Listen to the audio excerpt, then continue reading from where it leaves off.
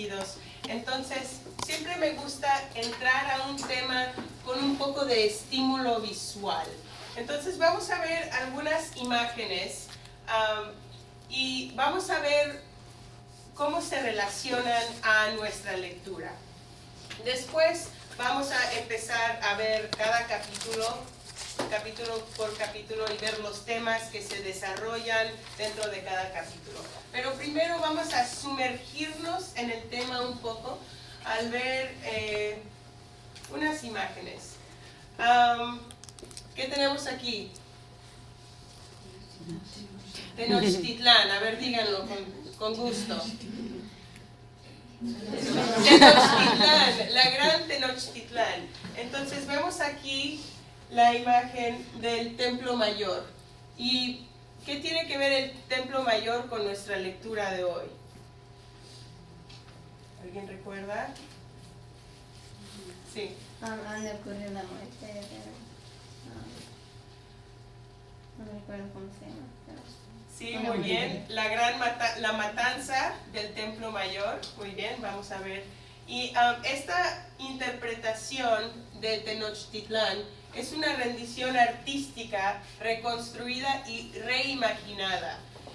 Pero en realidad es difícil saber cómo fue Tenochtitlán. ¿Por qué? ¿Por qué es difícil saber en realidad cómo fue?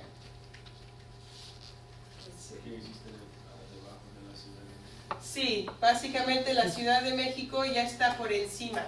Hay otras ciudades, otros centros arqueológicos en México muy famosos que están completos. Chichén Itzá, por ejemplo, en la Ribera Maya. ¿Alguien ha ido alguna vez a Chichén Itzá? Muy bien. ¿Alguien ha visitado a otro lugar, un centro arqueológico en México? Cuba. Ok, muy bien, muy bien. ¿A dónde has ido? Oh. Bueno, eso no cuenta. Muy bien, pero Tenochtitlán, siendo la gran capital de los aztecas, no sabemos cómo era. Todo lo que queda del Templo Mayor hoy en día son los restos que quedan afuera de la catedral en la Ciudad de México. Esto es todo lo que queda. Entonces, durante la conquista y la colonización, sabemos que la gran Tenochtitlán quedó completamente destruida, menos algunas partes del Templo Mayor, que hay esfuerzos ahora para reconstruir y para preservar estos monumentos, pero es todo lo que queda. Aquí estamos, ¿dónde es? ¿Alguien? ¿Nadie reconoce este sitio? Can you guess? ¿Dónde será? La Ciudad de México, muy bien. Aquí tenemos la catedral, este es el Zócalo. Esto es en medio de la ciudad, en medio de Tenochtitlán, donde sucedió todo lo que estamos leyendo durante estos capítulos. Aquí fue donde sucedió. Esta catedral y esta iglesia están hechos de los restos de los templos que se destruyeron durante la conquista, ¿ok? Y el Templo Mayor, esas ruinas que les mostré anteriormente, están aquí a la vuelta, ¿ok? Entonces está todo junto, restos del Templo Mayor, catedral hecho de las piedras del Templo Mayor, ¿ok? Ahora, estas imágenes, vamos a ver cómo se relacionan. ¿Notan algo extraño sobre este edificio? Se está inclinando, ¿no? Sí. ¿Y estos? Lo mismo, sí, hay como una onda. Esto es en el centro, al lado de la catedral, del Templo Mayor. ¿Por qué será? ¿Por qué está sucediendo esto? ¿Alguien sabe? ¿Por qué se ve así? Terremotos. Por los terremotos. Muy bien, por los terremotos, pero ¿por qué los terremotos? Sí saben lo que es un terremoto, ¿no? ¿Por qué afectan la Ciudad de México? Me gusta esto. Sí, porque ¿qué antes estaba aquí? Un lago, exactamente, un pantano. Entonces todos los edificios en la Ciudad de México se están hundiendo. Si quieren ver algo interesante, Mexico City is sinking. You can Google that. Y salen imágenes muy interesantes. Pero también se relaciona a lo que estamos leyendo hoy, porque como hemos leído en Visión de los Vencidos en nuestros capítulos, los españoles avanzan y se mueven por los canales de agua, ¿no? Entonces sabemos que todo era un gran pantano alrededor del centro de la ciudad.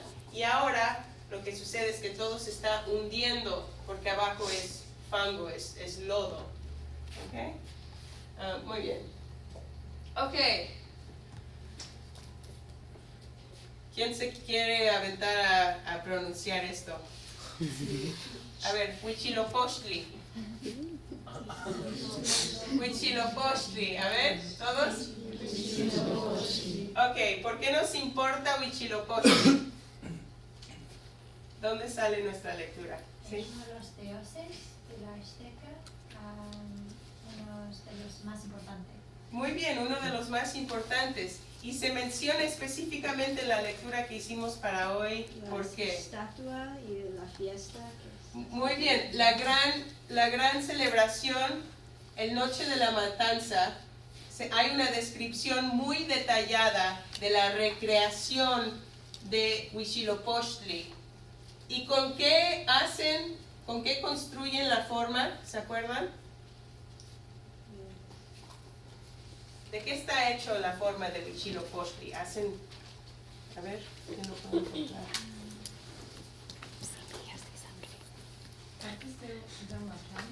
Sí, muy bien. Sí, semillas de sangre. De sangre. Y sangre. Y sangre. Bueno, le ponen todo un disfraz, ¿no? Entonces aquí vemos la representación de Huitzilopochtli y tenemos una representación más aquí, ¿ok? Vemos que tiene su vara en la forma de serpiente, ¿ok? Y Huitzilopochtli era muy importante porque era un dios que representaba la guerra y los mexicas eran muy guerreros, ¿ok? La guerra era muy importante para ellos. Pero no era el único que representaba la guerra. Había varias deidades que estaban involucrados con la guerra. Pero él en particular era como una deidad central en el mito de la creación de el pueblo, de los mexicas. Él fue, según las leyendas, el que empezó el movimiento de Aztlán a donde terminaron en Tenochtitlán. Entonces es una figura muy, muy importante. ¿Okay? Muy bien. Okay. Bueno, hay otras figuras que me gustaría mostrarles, pero bueno, vamos a saltarnos esta y ver a Tonatiuh. Tonatiuh también sale en nuestra lectura. ¿En dónde sale?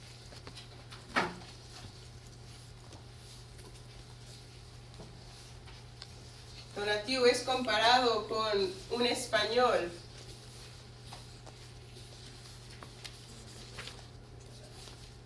Es comparado no con Cortés, con Pedro de Alvarado, sí. ¿Y quién era Tonatiuh? ¿Alguien sabe? En la mitología azteca. Él era el dios del sol. Cuando vemos el calendario maya, just kidding, este no es el calendario maya. Ven, cuando hay una representación popular, whenever you see popular representations of the Mayan calendar, siempre ponen esto. Esto no es el calendario maya. Esto es la piedra del sol. La cara de Tonatiuh va en el centro. Y es un símbolo de la creación, pero también la destrucción del tiempo. Entonces, quería mencionar a Tonatiuh porque es muy interesante que los mexicas relacionan a Pedro de Alvarado. ¿Y qué hizo Pedro de Alvarado? en nuestra lectura. ¿Se acuerdan?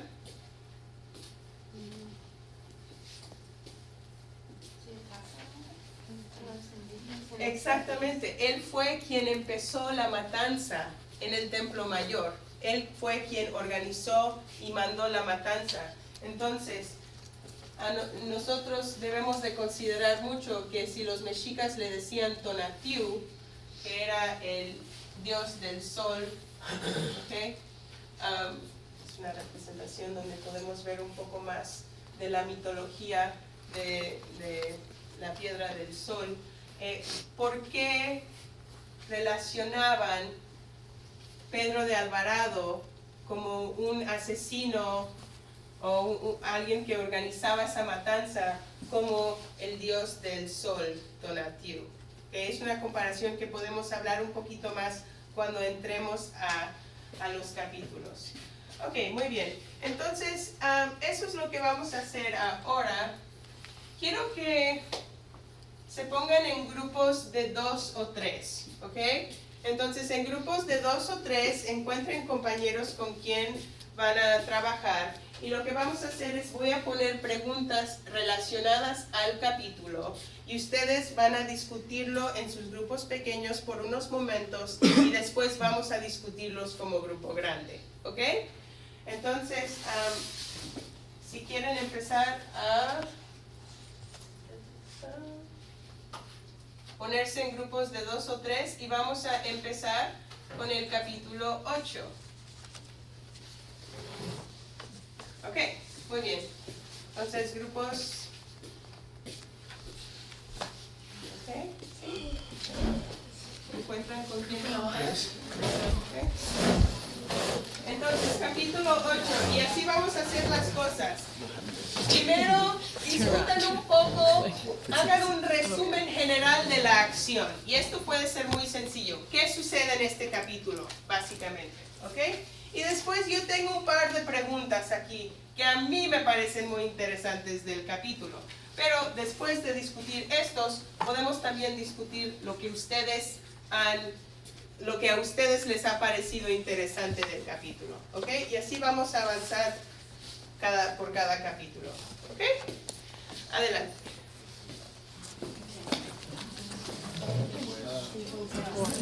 Gracias. Pues este capítulo habla de la convención de Cortés y Montezuma y cómo los conquistadores reaccionaban al entrar en su ciudad en su obsesión del oro. Empieza con la llegada de los españoles. Sí, y habla sobre el orden del ejército y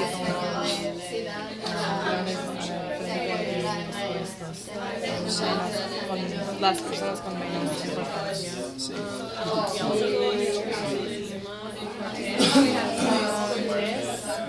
Para mí era un poco interesante que Montezuma era tan pasivo con los españoles. Sí, no entiendo porque los Montezuma y los otros no aceptaron los españoles porque creo que fue obvio al principio que los españoles querían el oro y Sí. no más. Sí. Pues en el principio del diálogo hay un respeto, pienso, entre ellos, pero en la siguiente historia, no sé lo que es, pero es como hay este respeto y de repente los españoles solamente quieren el oro y los regalos y todo se aprovecharon de Moctezuma. Sí, también algo como los mexicanos tenían miedo de los españoles, que creo que simboliza que no tenían respeto a los españoles como dioses. Creo que el hecho que ellos tenían miedo fue algo que implica lo malo que va a pasar.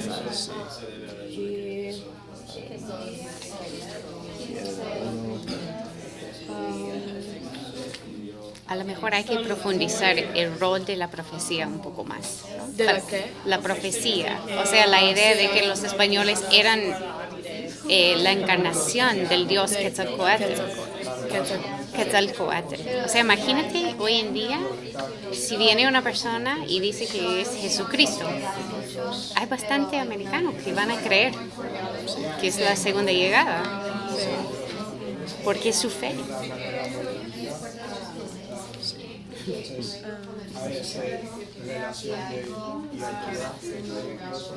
A lo mejor para nosotros es muy difícil entenderlo, pero si es cuestión de la fe, es cuestión de la fe.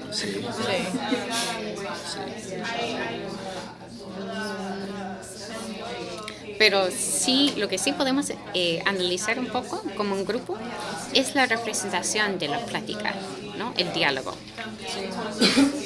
Me llamó, cuando estuve leyendo en casa, me llamó la atención la diferencia entre la forma discursiva de Moctezuma y la representación de la plática bruta de Cortés. Mira, escucha cómo habla Cortés. Tengo confianza en Moctezuma, que nada tema. Nosotros muchos lo amamos. Es como así, muy frases cortas, ¿no? Sí. En cambio, Moctezuma habla como de forma más elegante, más formal.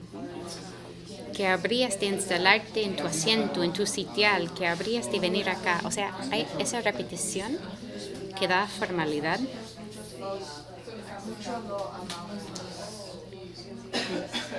Pues pienso que el diálogo de Moctezuma es para mostrar a los españoles la riqueza de la tierra y probablemente de ser muy unidos. bien.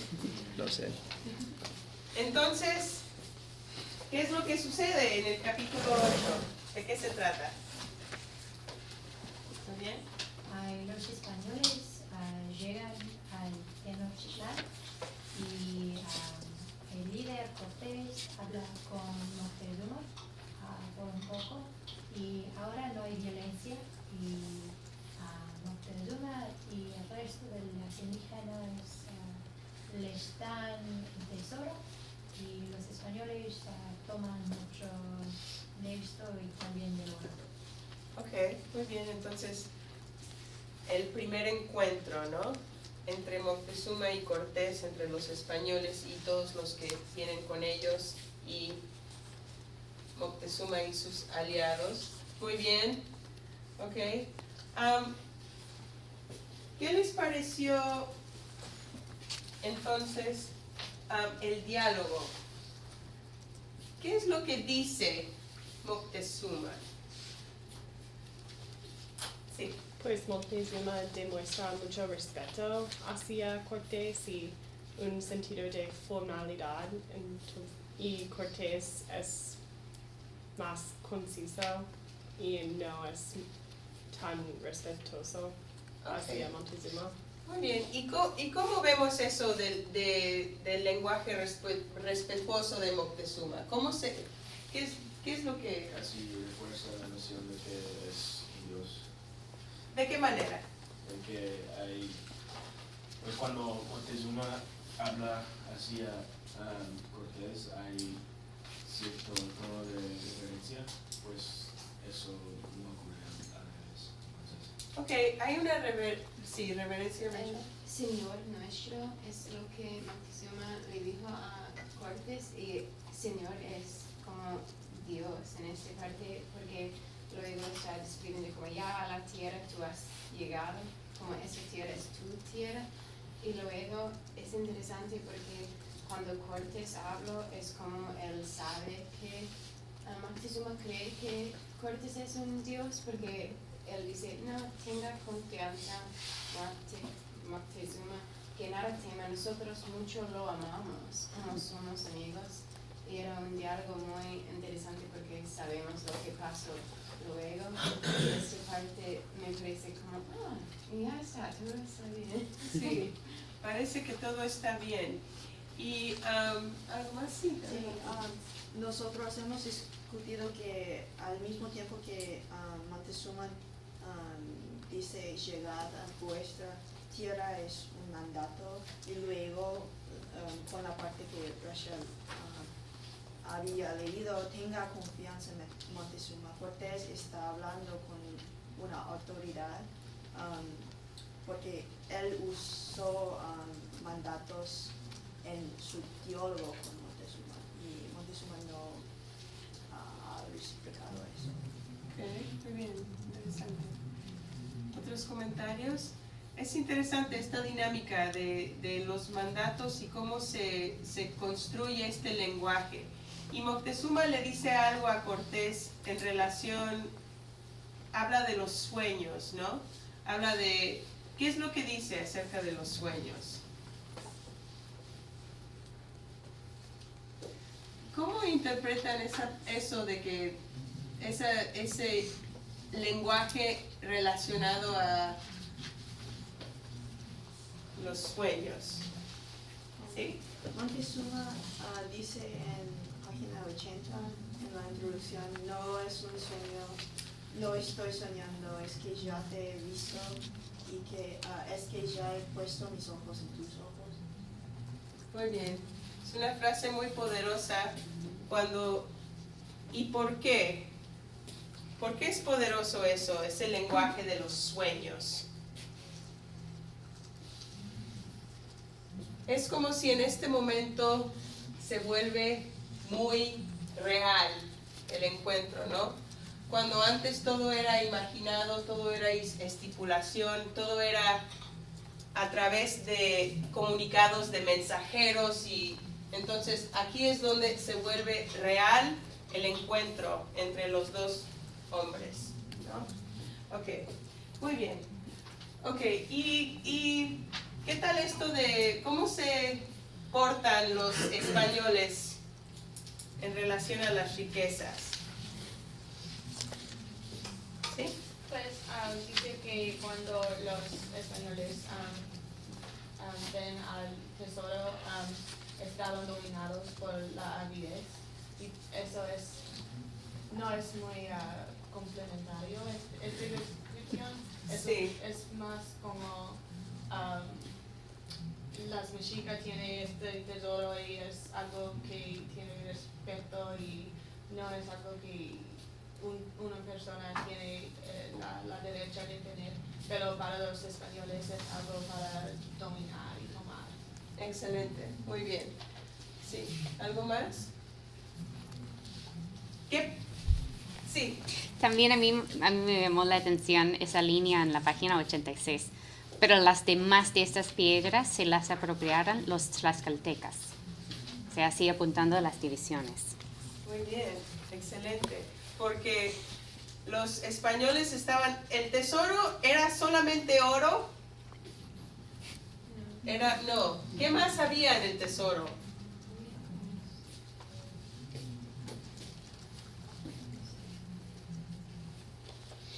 De todo lo que parecía hermoso. Sí, de todo lo que parecía... Había plumajes, había muchísimas cosas. Y los españoles dan oro. Ok, oro para nosotros. Y lo demás fue así como, oh, pues vamos a llevar esto también y esto. Entonces, esta obsesión con el oro como el único tesoro valioso, mientras que había mucho tesoro. Las plumas, las piedras semipreciosas, ¿no? Entonces, esto nos dice algo sobre la diferencia entre lo que es valioso para una cultura y lo que es valioso para la otra cultura, ¿no? Ok, muy bien. Vamos a pasar ahora al capítulo 9. Ok, entonces de nuevo, vamos a hacer un resumen de la acción que sucede en el capítulo 9. Quiero que encuentren una descripción muy detallada, porque como han visto aquí en Visión de los Vencidos, hay mucha información sobre algunas cosas y poca información sobre otras. Y en este capítulo hay varias descripciones muy, muy detalladas. Entonces, ¿dónde hay una descripción muy, muy detallada? ¿Y qué nos dice sobre la importancia de ese objeto o proceso? ¿Ok? Y luego hay una cita que me parece bastante interesante aquí, al principio del capítulo. ¿Ok? Aquí se ofrecen dos testimonios conservados en náhuatl y que pintan con un realismo comparable al de los grandes poemas épicos de la antigüedad clásica. What is he talking about? ¿De qué nos está hablando? ¿Okay? ¿Cuál es la comparación? ¿Okay? Y luego vamos a hablar sobre la matanza. ¿Okay? Entonces, en sus mismos grupos, adelante.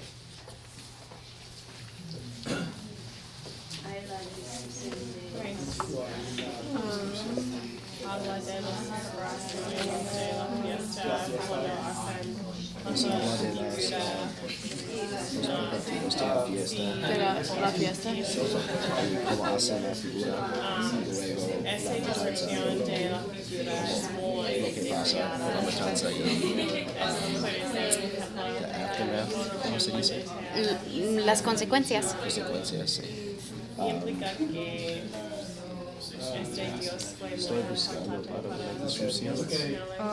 Describe que la ceremonia también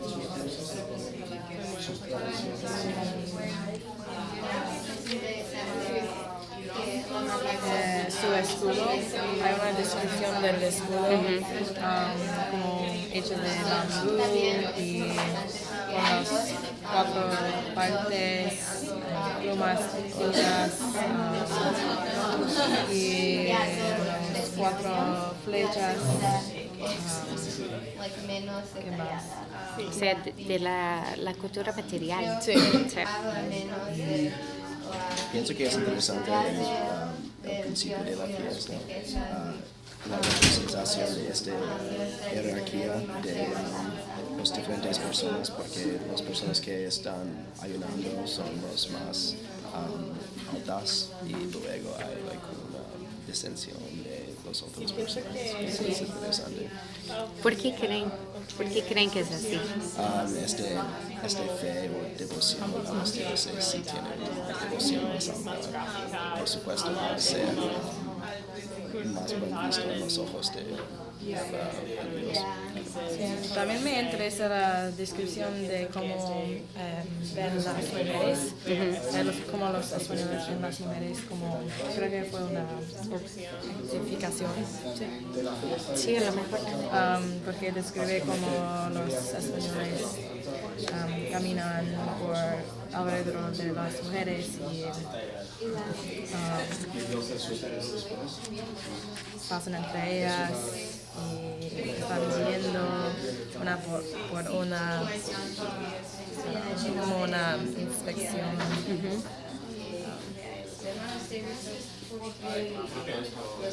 ¿Qué más? En la página 100, la sangre de los guerreros cual si fuera agua corría. El agua se ha cucharado y el olor de la sangre se lava en la jarra. Es una descripción muy detallada. Grotesca. Un poco antes también tenemos la repetición de las partes del cuerpo, por ejemplo en la página 98. O sea, la descripción del cuerpo, del desentero, de las entrañas. Este penúltimo párrafo, en pleno abdomen, exacto, todas las entrañas cayeron por tierra. De acuerdo. La destrucción del cuerpo más, porque como dijo Yeka, pues interesante que empezamos con los brazos y después pasamos al estómago, es como el mismo orden, ¿no? De la cabeza al fondo. Sí, como dice, iban arrastrando los intestinos y parecían enredarse los pies de ellos.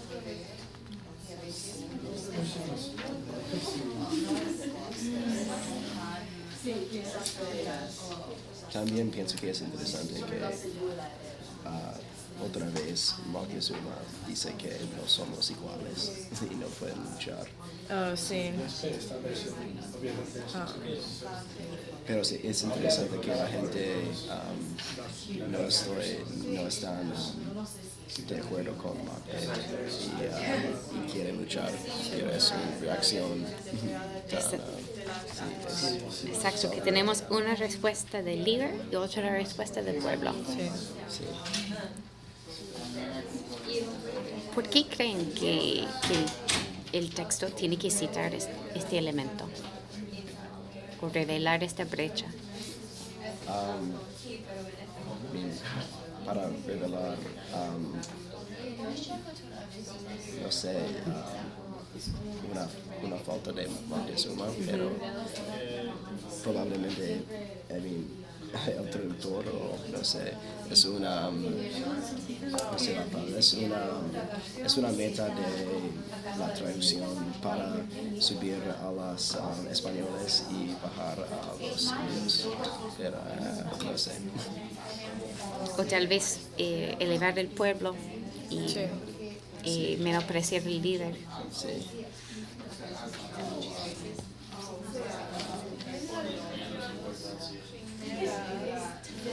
Okay. ¿Cuál es la descripción detallada que elegimos? ¿Será la del escudo entonces? Creo que este fue interesante, pero también tenemos que comentarles la cita.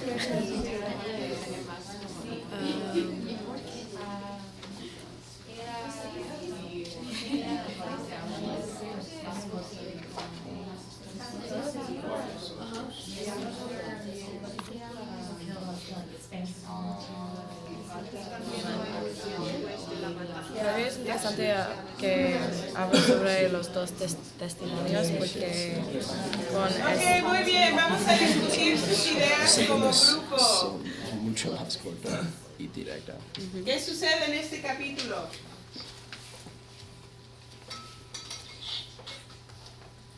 Un resumen de la acción. Comentarios o víctimas. A ver, adelante. Bien, la fiesta para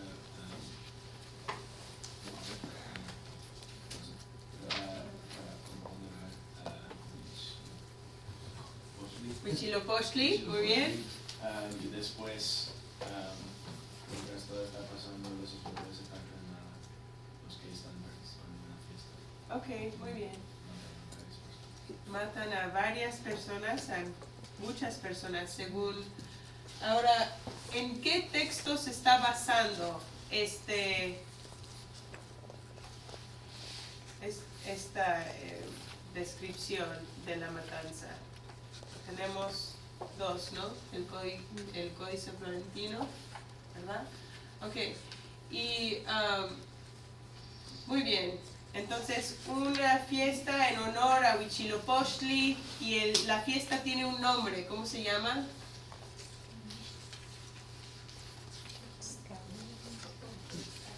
Toxcatl.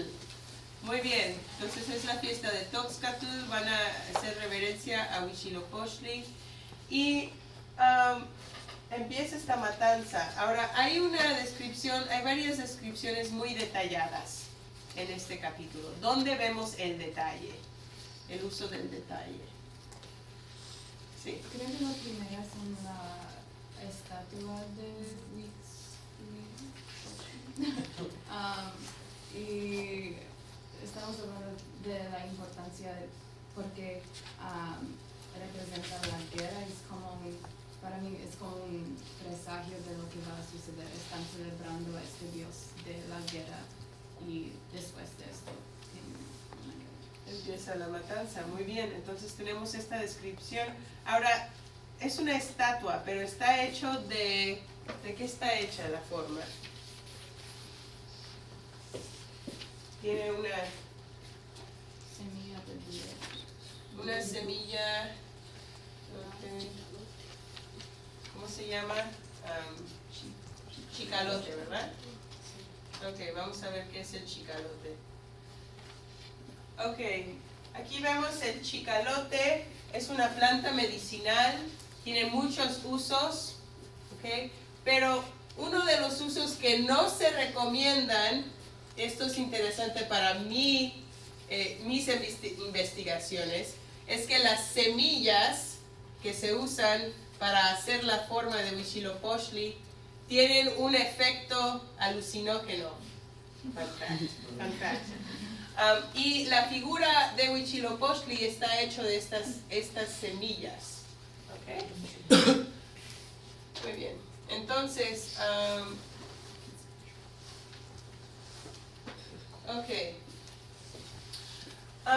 pero bueno, esto de la descripción de Huitzilopochtli, ¿qué nos describe? ¿Cuáles son algunas de las descripciones que nos dan? Sí.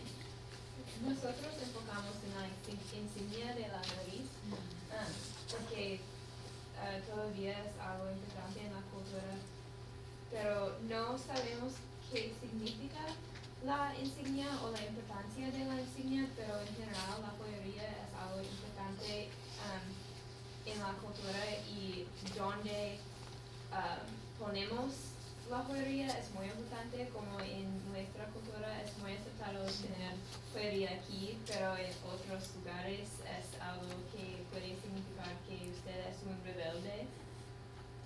Muy bien, excelente. Sí. Antes de eso, algo que me llama la atención es 3 veces habla sobre la forma humana. Es solo una frase, pero para mí dar énfasis que esta estatua era como un humano, porque dice hacer en forma humana el cuerpo con su semblante humano, con toda la apariencia de hombre. Y entonces es casi la igual, pero es dar un énfasis en este, como este es un humano, es Un ser nuestro humano. humano. Darle la forma humana. Sí, muy bien. Y con este habla de como el tenida de sangre y esta conexión, conecta con esta descripción. La Muy sangre, bien. el humano. Sí, la sangre, la corporalidad, la sangre. Excelente. También otra cosa que Rasho dice es como la insignia de la nariz es una descripción con las personas de Moctezuma, y con el concepto de cómo los dioses estaban como humanas, esta conexión también hay. Muy bien, entonces quizá la conexión entre lo divino y lo humano, que en la cultura mexica era muy delgado el velo entre la realidad y el mundo de los dioses, ¿no? Era algo muy sensible, por eso tanta reverencia siempre a las fechas y las fiestas. Ok, muy bien. Esta cita en la que se compara la matanza a los grandes poemas épicos, ¿a qué se refiere esto? ¿Cuáles son los grandes poemas épicos? La Odisea, ¿sí? ¿Quién tuvo que leer la Odisea? Muy bien, pero ¿de qué se trata? ¿De qué se trata la Odisea? Una Odisea. Pero hay muchas descripciones de batallas, ¿no? Tenemos estas descripciones de batallas. ¿Por qué creen ustedes que hace esta comparación? ¿O cómo funciona esta comparación entre los grandes poemas épicos, clásicos y... Sí.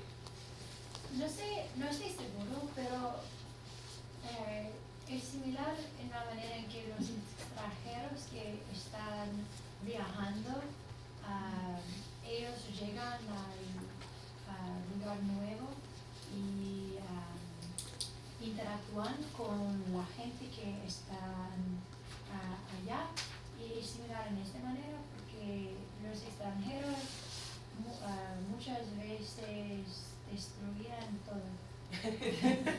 Sí. Sí, entonces la interacción entre la gente que está viajando, los españoles y la gente del lugar. Muy bien, excelente.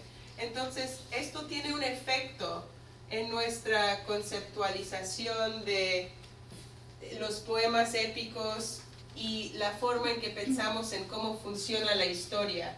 Llegan los españoles, los extranjeros a un espacio nuevo, hay una batalla con los que son de ahí, hay una derrota, ¿no? y como que sigue esta lógica que tenemos de las formas clásicas de la poesía épica. ¿Okay? También le da un lugar a este acontecimiento entre los acontecimientos clásicos de Europa, ¿no? La Odisea, la Ilíada, son poemas épicos que todos tienen en la mente, son parte de nuestra educación. Entonces, comparar esto con los poemas épicos lo mete a esa categoría. ¿Okay? Muy bien, y la matanza, ¿cómo es descrita la matanza? ¿Y cómo cambia entre las dos versiones que nos da León Portilla? ¿Hay una diferencia?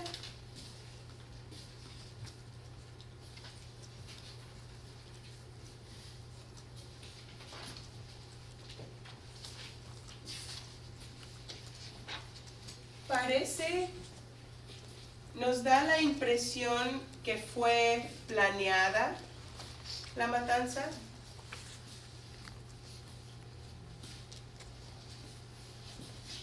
No.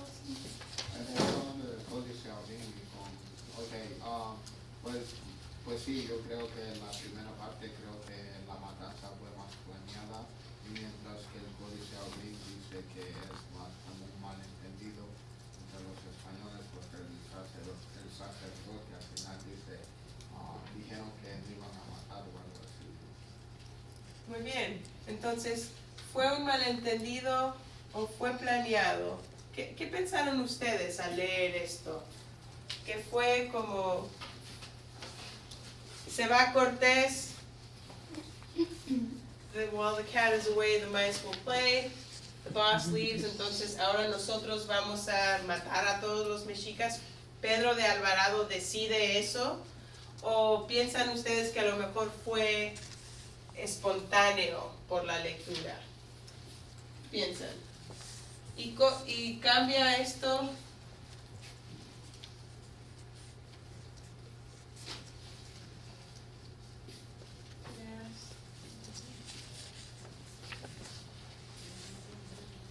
¿Ustedes creen que Cortés, hay algo en el texto que dice que Cortés sabía lo que iba a suceder cuando se fue? Porque Cortés se va a batallar con Pánfilo de Narváez en la costa, ¿no? Deja a Pedro Alvarado, a Tonatiuh encargado, sucede la matanza. Bueno, vamos a seguir entonces. Ok. Vamos a pasar al capítulo 10. ¿Ok? Y bueno, ¿qué sucede en el capítulo 10? ¿Por qué se llama la noche triste? ¿Ok? ¿Cómo se describe, cómo se representa la huida de los españoles? Y hay como dos versiones de la muerte de Moctezuma. ¿Cuáles son las dos versiones de la muerte de Moctezuma? ¿Y qué nos dice el hecho de que hay esta variación entre las dos versiones de su muerte? Una de las versiones tiene más detalle, el otro tiene menos. ¿Ok? Ok, muy bien. Adelante.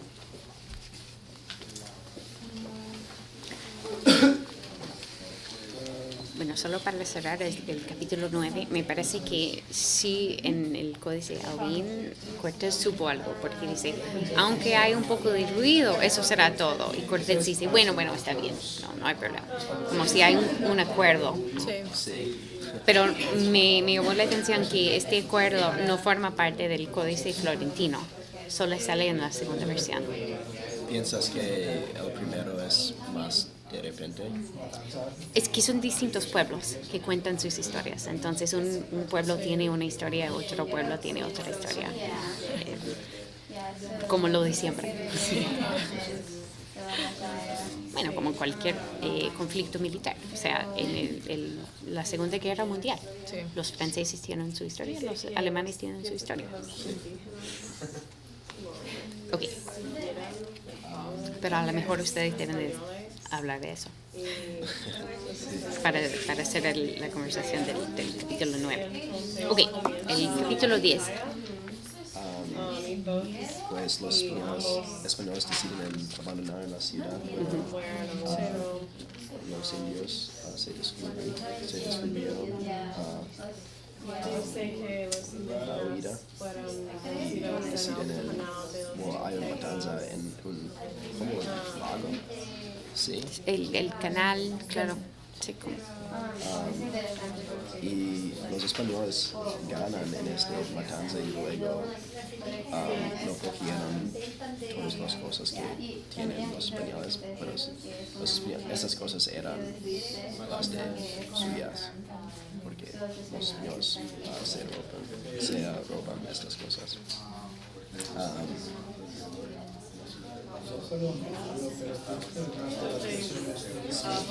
Han recogido solamente que los otros después de la guerra no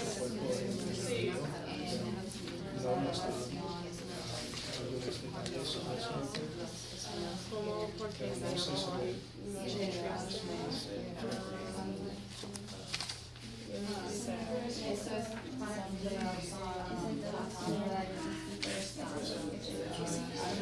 pues Moctezuma muere a los manos de los indios. Del pueblo, sí. Y lo cogieron al lago, sí. En una versión es como con la piedra. Como. Oh, sí. La otra versión es... sí, ¿cómo es la otra? Y el hecho de que ellos tratan de... Eso. O sea, en la primera versión es como muy pasiva. Página bien. 115. Quedó traspasado. Sobre él vino un tiro de ballesta. ¿Qué sucede ahora? Después de la matanza del Templo Mayor, ¿qué sucede? La noche triste. ¿Por qué se llama la noche triste? Porque tantos murieron. Bueno, aunque se llama la noche triste, y sí, muchos murieron, pero ese nombre, la noche triste, es desde la perspectiva de los españoles. ¿Por qué fue para los españoles una noche triste?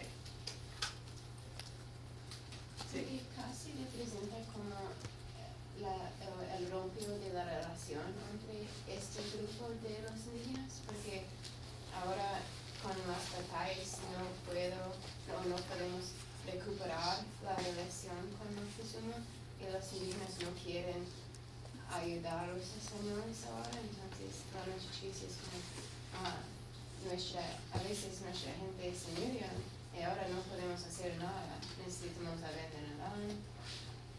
Muy bien. La relación diplomática después de la matanza del Templo Mayor, ya, no puede haber relación diplomática. Vemos como esfuerzos de regresar a la relación diplomática, pero no funciona. Ok, entonces, ¿los españoles están en dónde? Están ellos escondiéndose, ¿no? Mientras que alrededor los mexicas, ok, están haciendo, llega Cortés, regresa Cortés con refuerzos to the big mess that happened while he was gone. ¿Qué sucedió? Pedro de Alvarado, why'd you go crazy? You killed a bunch of people, ok. Ahora, ¿qué vamos a hacer, no? Y después tenemos la noche triste como la huida de los españoles. Entonces, están ellos en el centro de Tenochtitlán, están alrededor los mexicas, ¿no? Y los españoles tienen que salir, escapar esencialmente. Ahora, ¿es muy exitosa su escapada? ¿No? ¿Por qué no? Porque una indígena los había visto escapando y dio grito. Se vieron. Excelente, entonces al principio iban muy, ¿no? Según ellos iban a salir y hasta habían construido, ¿qué habían construido? Tenían puentes que podían usar para cruzar los arroyos y estaban ahí, según ellos, muy escondidos. Y luego alguien los vio, hubo una testigo y ya de ahí todo empezaron a dar guerra a los mexicas. ¿Sabemos más o menos cómo quedaron los españoles? O sea, después siguieron huyendo y cómo fue el resultado para ellos. ¿Escaparon? ¿Lograron escapar todos felices, sanos y contentos? ¿No? ¿Qué pasó ahí? Hubo una batalla y muchos, yo diría, no nos dice específicamente el texto, pero la mayoría de ellos murieron. Por eso es la noche triste, porque tenemos el esfuerzo diplomático había quedado en ruinas y luego el escape para poder salir también. O sea, todo había, en ese momento los españoles estaban derrotados, ¿ok? Si pudiéramos ver la historia de esa manera, porque luego, ¿qué sucede en el capítulo 11? Los mexicas, ¿qué sucede? Vamos a ver. Terminemos con esto. ¿Okay? ¿Qué es lo que sucede en el último capítulo? El asedio de la ciudad. Sí, ok. Muy bien. Pero, y esto significa que los mexicas, bueno, vamos a discutirlo. ¿Qué sucede en el capítulo 11? Ok. ¿Y qué papel desempeña la Huetzalcoatl? ¿Qué es eso? Bueno, está en el texto. ¿Y qué papel desempeña? Y luego algunos detalles, porque termina el capítulo hablando de un personaje, Tlacatzin, ¿ok?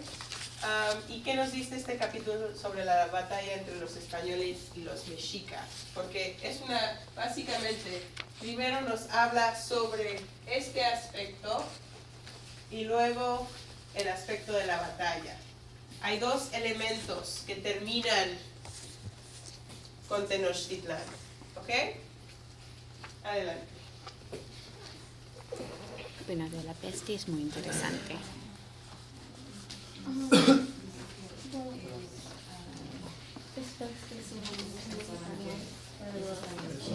Pues al principio los indios pensaban que Jesús no iba a regresar y por eso una versión habla sobre mucha descripción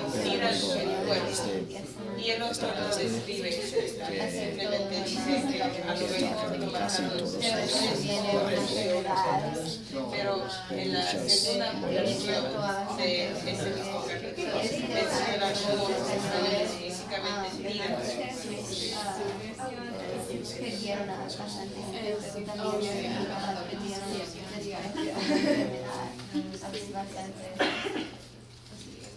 Y después la fuerza de los españoles, de los guerreros.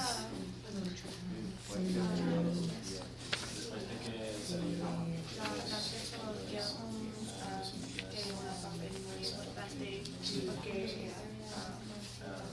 los mexicanos tienen algo para defender a los españoles o algo. No terminé ¿Dónde está la primera? Sí, ¿dónde está la primera parte? Pensé que solo debemos leer hasta el 124. Ay, perdón. Sí, por eso no terminé el capítulo, pero... A ver, puse mal las páginas. Sí. Ay, perdón. Sí, creo que... ¿Qué escribí? llegamos al año. Sí, 24. Y por eso, no sé si otros terminaron, pero yo no. No está bien.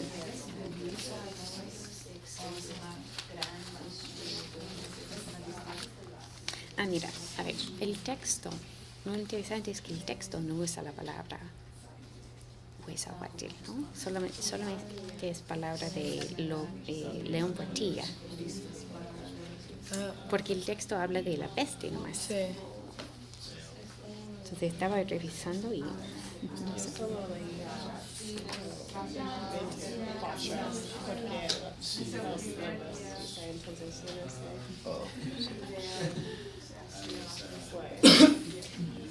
Pues esta palabra es... Es del editor. Sí, Sí, en la introducción. no sale en la... Sí. Después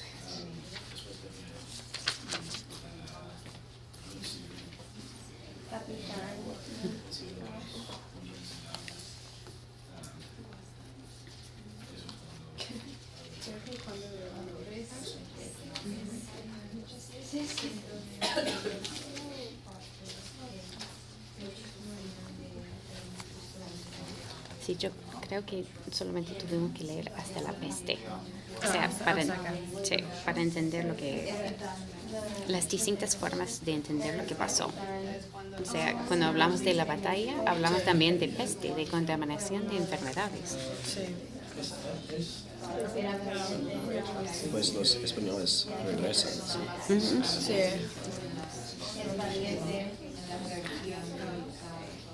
Entonces, ¿cómo es la matanza? Pues la matanza es básicamente por vectores de enfermedades. Sí. Sí, dice, era muy estructurado de enfermedades. Las comunidades indígenas de Virginia, cuando eso pasa, va a hablar de... ¿cómo era? Armas invisibles. Esa es la frase que usan. Hay armas invisibles que salen. ¿La peste afecta a los españoles? No, No, porque ellos tienen... inmunidad. Exacto. Ok, muy bien. Ahora vamos a terminar con nuestros capítulos. ¿Qué sucede en el capítulo 11? Digamos la viruela que afecta a la población, la mayoría de la población, y tiene descripciones de cómo pasaban 72 días enfermos y algunos quedaban ciegos.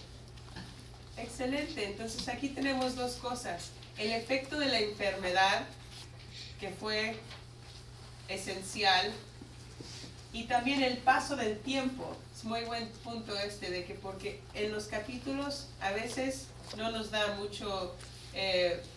mucha instrucción de cómo pasa el tiempo, y a veces sí, a veces es muy detallado de cómo pasa el tiempo. Entonces aquí vemos que pasa bastante tiempo porque pasa todo un ciclo de esta enfermedad, ¿no? Y la descripción de la enfermedad es muy general o es muy detallada. ¿Cómo la ven? Es muy detallada, ¿no? Habla sobre síntomas muy específicos, sobre el efecto de la enfermedad visualmente, sobre las caras de los mexica y también sobre sus síntomas internos, lo que se siente tener la enfermedad. Ok, entonces tenemos la primera parte, esta enfermedad que afecta a la población. Y después, la llegada, el ataque de los españoles, ¿no? Y es interesante porque habla sobre la batalla y cómo están atacando los españoles. Tienen... Sí. Construyeron marcos para que pudieran atacar los canoes que estaban yendo por Muy bien, entonces tienen sus bergantines. O sea, Cortés regresó con todas las fuerzas posibles, repuesto, totalmente listos para la gran batalla. Se encuentran con la población ya afectada por la enfermedad que nunca habían sido afectados por esa enfermedad, ¿ok? Entonces aquí vemos esos dos elementos. ¿Qué más? Sí. Algo que me interesó fue las descripciones de las armas de los españoles, porque básicamente son unas armas que los indígenas no han visto, entonces ellos básicamente no sabían cómo defender contra esas armas tan desarrolladas. ¿Y por qué eran desarrolladas? ¿Qué tenían los europeos que no tenían los mexicas? No sé cómo decir, cannons. Bueno, cañones, tenían cañones, sí. O sea, tratar de imaginarse un mundo sin cañones y luego ver un cañón. ¿Qué más tenían los españoles que no tenían? Acero, steel, ¿ok? Los aztecas tenían obsidian, volcanic glass, very sharp, horrible. Pero no tenían algo tan fuerte y flexible como el acero. Entonces, se habla mucho sobre la diferencia de la cultura de la guerra entre los europeos y los mesoamericanos, entre los españoles y los mexicas. Y parte de esa cultura eran las armas que se utilizaban. ¿Okay? Muy bien, sí. Cuando era niña en el colegio, mi profesora nos mandó a leer un libro que se llama Guns, Germs and Steel, para describir las ventajas de los españoles contra las indígenas, y estos son los tres mayores según el autor. Sí. ¿Alguien más ha leído? I've gotten through a little bit of it. Sí, pero y es interesante ese punto porque hay también teorías acerca de esta cuestión de la cultura de la guerra, que quizás no era tanto la tecnología de la guerra, the technology, the steel, but the culture of war. Para los mexicas era más importante una forma de matar. Habla mucho en este texto sobre los que toman cautivos y los que nunca han sido cautivos, ¿no? Esta idea de ser cautivo, if you're a captive, entonces tu rango baja. Si has tomado muchos cautivos, tu rango sube, entonces eres más importante. Entonces, esta cultura de la guerra entre los europeos y los mexicas no mezcló bien. Y esa es otra de las teorías que desarrolla, por ejemplo, Clendenin. Inga Clendenin. Sí, sobre esta idea de la cultura de la guerra. Ok, muy bien, pues nos quedan unos minutos de clase y quiero tomar esos minutos para hablar un poco sobre la película El Nuevo Mundo, que era también para hoy. Entonces,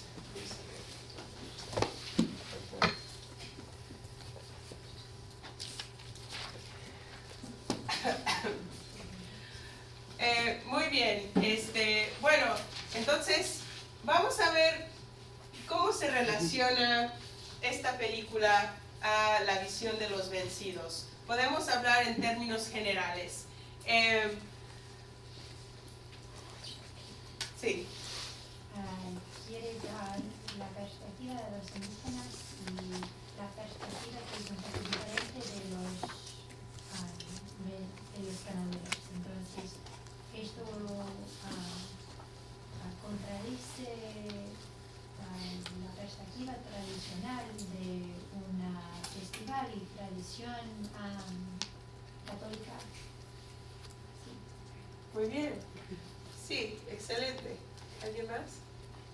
Sí. Algo que me pareció interesante es que había como una minoría de españoles que quieren convivencia en esta película, que era interesante porque para mí creo que a veces creo que Cortés quiere esta convivencia, y cuando se sale o se fue de la ciudad había un gran chaos. Y Sí.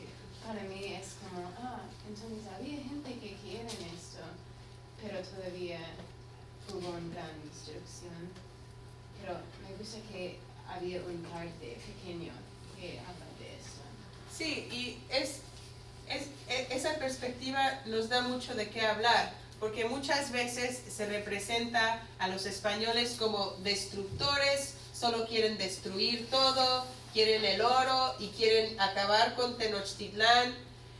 Y se vuelve más interesante la conversación cuando hablamos de a lo mejor no querían destruir todo. ¿Por qué? ¿Por qué querían destruir una hermosa ciudad que comparaban con Venecia y que comparaban con las grandes ciudades de Europa? No querían destruir, querían adueñarse, ¿no? Querían controlarlo, no lo querían destruir. ¿Okay? Entonces, esta cuestión también entra muy bien a esta idea del nuevo mundo, porque el problema aquí es que no pueden controlar, no hay un control de las poblaciones indígenas, ¿no?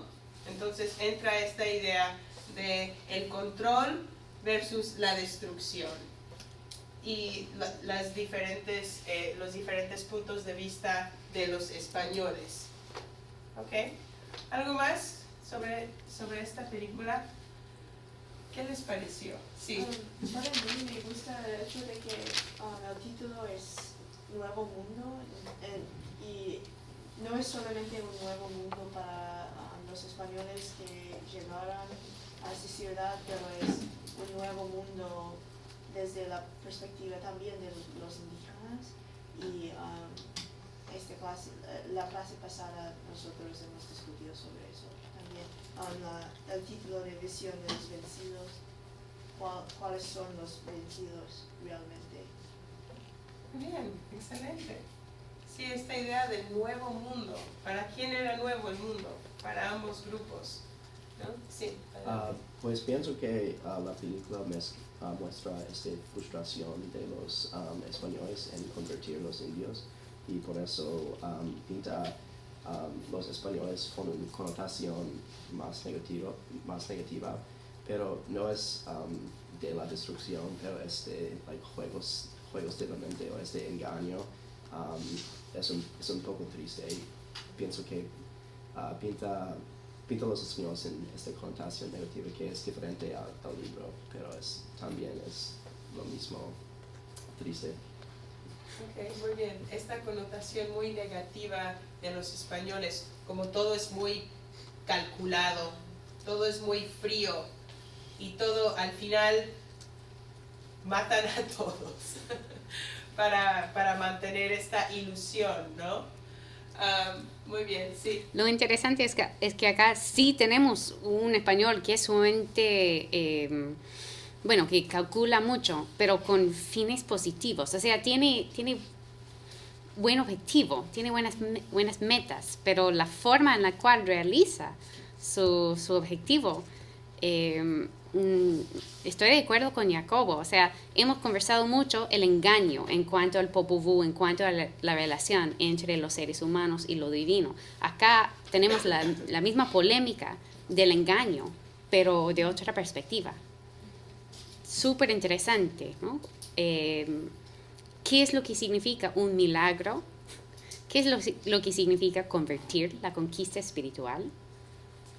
Sumamente interesante. Sí. Y esta idea de, si tengo tiempo, el sincretismo, ¿no? Se han de haber dado cuenta que el Nuevo Mundo se trata de la leyenda de la Virgen de Guadalupe, y aquí tenemos a la diosa azteca, Tonantzin, creo que se llama, que se compara. Es más, se le dice a la Virgen de Guadalupe el mismo nombre, ¿no? Y la Virgen de Guadalupe está haciendo la imagen, tiene incorporado, esta imagen tiene incorporado símbolos aztecas, la luna, los rayos del sol alrededor. Entonces, esta idea del sincretismo religioso, que ha funcionado. Pero lo interesante es que esta película lo muestra como un engaño que se le ocurrió a los españoles como si fuera su idea, cuando es algo que ha estado sucediendo con las religiones desde el principio de la religión, ¿no? El sincretismo religioso sucede y ha sucedido desde el principio de la historia. Entonces, no sé si ya se nos está acabando el tiempo, pero es interesante lo que significa esto también en el tiempo que se hizo la película, en 1978, porque durante este tiempo en México hubo muchas conversaciones acerca del gobierno mexicano y el pueblo mexicano, mucho conflicto que empezó en los 60s, bueno, no empezó en los 60s, empezó desde mucho antes, pero y esta idea de regresar a la verdad, o lo que se considera la verdad, y regresar al origen, ¿no?, del nacionalismo, porque la Virgen de Guadalupe es uno de los símbolos más importantes de la identidad mexicana, de lo que es ser mexicano, la Virgen de Guadalupe. Ok, bueno, creo que se nos ha acabado el tiempo, así que Tienes 2 minutos, por si acaso. Tenemos 2 minutos. ¿Hay más comentarios sobre la película? A mí me impresionó mucho que los españoles tenían acentos muy fuertes mexicanos. Como de la Ciudad de México, ¿no? Hablan español, tenían acentos fuertes. Pero saben que fue censurada esta película, pues se ve en la introducción. Y es interesante que fue censurada en los 70s. ¿Por qué? ¿Por qué creen que fue censurada? Porque describe un milagro que la Iglesia Católica cree es un milagro como un engaño. Esto es muy ofensivo para la Iglesia Católica. Sí, pero es interesante porque en México es muy marcada esta idea de la cultura que se divide entre el Estado y la Iglesia, ¿no? Por un tiempo en México no veías a un sacerdote en público, porque estaba muy dividida, todo era muy dividido, ¿no? En términos de Iglesia y Estado. Entonces, quizá, bueno, ok. Ok, muchas gracias. Muchas gracias.